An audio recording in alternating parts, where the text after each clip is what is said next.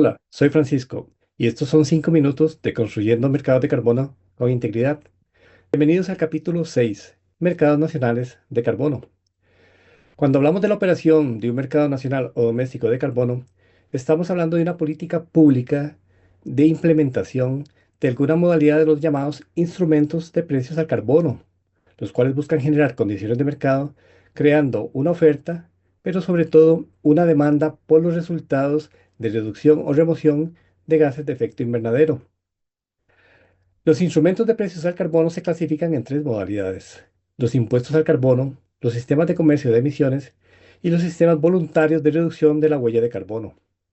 Cualquiera que sea la modalidad aplicada, la política pública es necesaria para crear el marco normativo de gobernanza y de operación de un marco de carbono, en donde se destaca la necesidad de definir procedimientos, metodologías, sistemas de monitoreo, reporte y verificación, mecanismos de transacción y sistemas de registro. En la primera modalidad de los impuestos de carbono, la política pública busca fijar un precio de referencia de la unidad de carbono, idealmente en línea con el costo social del carbono en cada país, lo que genera una base para el intercambio en el mercado.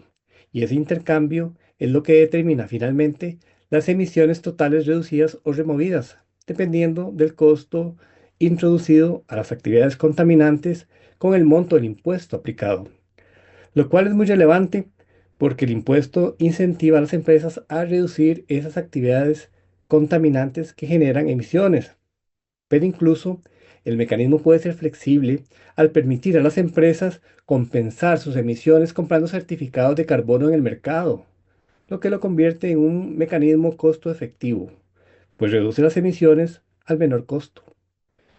En la segunda modalidad, referida a los sistemas de comercio de emisiones, la política pública establece límites máximos de emisiones para sectores y actividades. Por eso se conoce como sistema tope y comercio, cap and trade en inglés, haciendo referencia de que hay un techo para las emisiones, pero espacio de transacción para compensarlas. En estos esquemas de límites máximos de emisiones, las empresas involucradas pueden cumplir con dichos límites mediante medidas internas de reducción o remoción de emisiones, que es la mejor solución costo-efectividad, mientras cada unidad de reducción o remoción interna tenga un costo menor al precio de la unidad en el mercado. Pero cuando el precio de mercado es menor a los costos internos de dichas empresas, la mejor solución costo-efectividad es recurrir al mercado para compensar las emisiones de gases de efecto invernadero mediante la compra de certificados de carbono.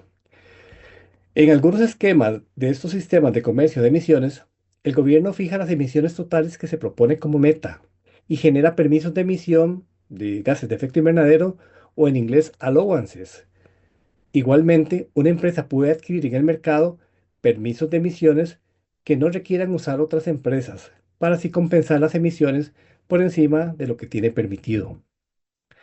En la tercera modalidad, mercados basados en esquemas voluntarios de reducción de huella de carbono, el gobierno establece una política pública de incentivo o reconocimiento de las acciones de reducción de la huella de carbono de una empresa o incluso de un individuo. En algunos casos, estos esquemas pueden surgir de una combinación de iniciativa pública con iniciativas de responsabilidad social empresarial, ya que muchas organizaciones empresariales reconocen la reducción de huella de carbono como una herramienta comercial y de imagen corporativa. En América Latina se tienen importantes experiencias a nivel nacional con aplicación de estos diferentes esquemas de instrumentos de precios al carbono. Los impuestos al carbono han sido incorporados en las políticas públicas en México, Chile, Colombia, Uruguay y Costa Rica, con características muy particulares en cada país y con resultados también con marcadas diferencias.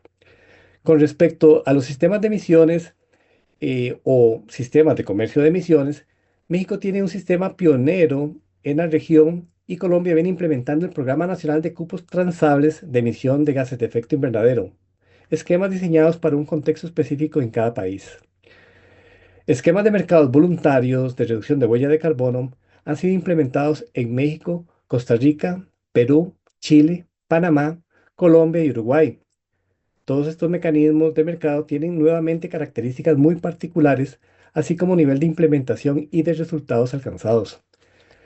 Los importantes compromisos de mitigación adquiridos por los países de América Latina y el Caribe en el contexto de las NDC hacen que los gobiernos vean a los instrumentos de precios al mercado y a la operación de los mercados nacionales de carbono como mecanismos necesarios para incrementar la implementación y el financiamiento de mayores esfuerzos de mitigación. ¿Cuál es el instrumento de precios del carbono más aplicable en la política pública de un país? Eso es un aspecto que se requiere analizar con mayor contexto, pero posiblemente vamos a tener que apostar por una combinación de las diversas modalidades que aquí hemos comentado. De ahí que es importante conocer las experiencias y los resultados que los países de nuestra región han obtenido con cada modalidad. Y eso es lo que queremos ir compartiendo con ustedes en este observatorio de carbono. El universo de los mercados de carbono es muy amplio. Los invito a ver el resto de los episodios de esta serie para seguir conociendo más. Muchas gracias.